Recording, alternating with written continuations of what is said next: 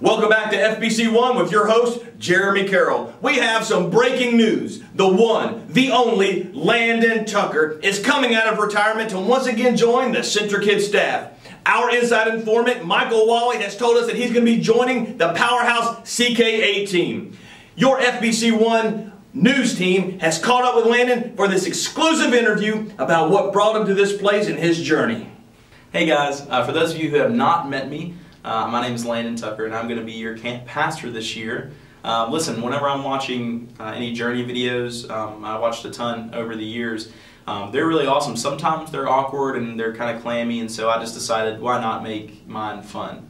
Alright, and so listen, I will be with you CK8, I'll be with you guys all throughout June. Of course, we're going to have some fun traveling across, listening to some early 2000s pop. I'm pretty excited about that. Looking back on the things I've done, I was trying to be someone. I played my part, kept you in the dark. Now let me show you the shape of my heart. And then we'll go all the way to California. It'll be awesome. And then right up there at the very beginning of July is when I will actually leave you guys for the summer. So.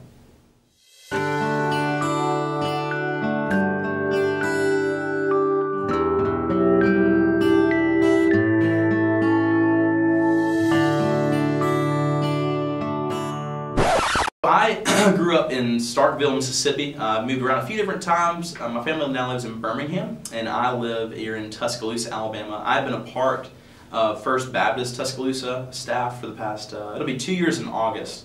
And so I'm the Children's Ministry Associate here, so I work with elementary schoolers in particular. I still do some stuff with preschoolers, although I'm not very good with it. But it has been a real blessing on my life, and it certainly, I think, has helped even further my understanding of kids for the summertime too. And so I guess we'll kind of pick up when I moved to Alabama. Actually before then, probably the most important part. My parents really raised me in church. All my little brother, my older sister, we were all raised in church. I'm very thankful for my parents for doing that. But yeah, we were all kind of grew up going to VBS and Awanas and RAs and all that kind of stuff. And so I was saved when I was 7 years old. I can't exactly tell you, where it was. I remember being with my mom, and I remember it being on a sidewalk. Those are about the only two things I can tell you. And I have some friends who can tell you the exact moment, minute, day, second, hour, and that's really awesome. I can't do that. So, but you guys are awesome who can. And I was saved when I was 7, and I understood that Jesus saved me and that I was sinful. I think that's something I understood, and unfortunately over the next few years the thing I kind of lacked of understanding is what that meant exactly for me. And as far as what a purpose was. I think it's really anything that young preteen and teenage age starts to think is, what am I actually here for? And so really wrestling with that thought over the next few years. We moved to Alabama, and I was a shy mess. Unfortunately, kind of spiraled into a few years of being very insecure and being very depressed, even though my parents had me in church every week. I think sometimes we can flip a smile on whenever we have to. But I remember being in a youth group, and I was very, unfortunately, they were very cliquish. And I don't know, I think that really hurt my self-esteem even more, so I became to even get more quiet. And so, and that is really troubling, because whenever all right, I'm a Christian, I got it, but then you also have this other part in your heart that's saying, like, man, what are you here for? Do you even really have a meaning, a purpose? And so over that time, God sent me someone I didn't really see coming. My best friend Salvador, his brother Cesar.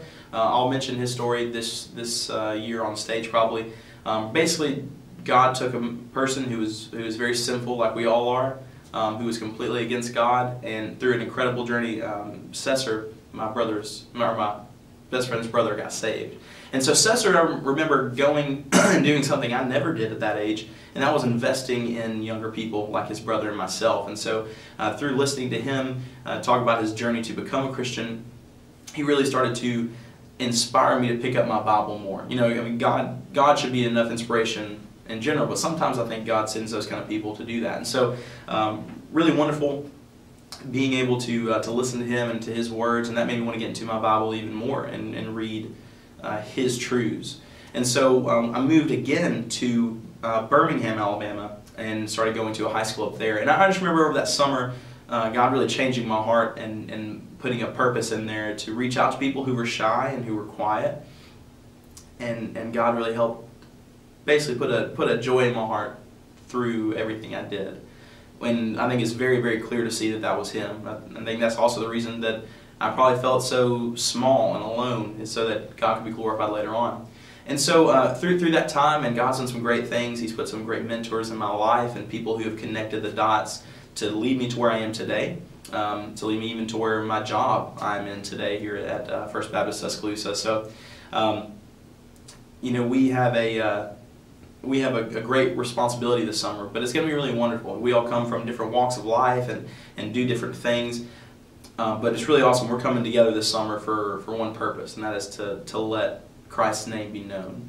And this summer, listen, this is my first time being a camp pastor, and so I really, really would appreciate your insight and your criticism. I want you to tell me, hey, Landon, you could have done this better, and this is how I would word this. And listen, man, we're here, iron sharpens iron. I want you guys to be able to be there for me, and I'll be there for you. I've been praying for you guys for a while now. You know, continue to pray for the team, pray for the entire summer, and pray for the kids who don't even know that they're going to be going to camp, that don't even know that they're going to go to this thing called CentriKid with all these crazy people jumping around and doing the monkey shuffle. Like they have no idea at this moment. But their lives can be changed forever this summer, and let's pray that happens. So be praying for them, be praying for the pastors and the children's ministers and all the leaders, that they would continue to be investing in these kids' lives. All right? And listen, guys, I'll catch you this summer. It's going to be really wonderful.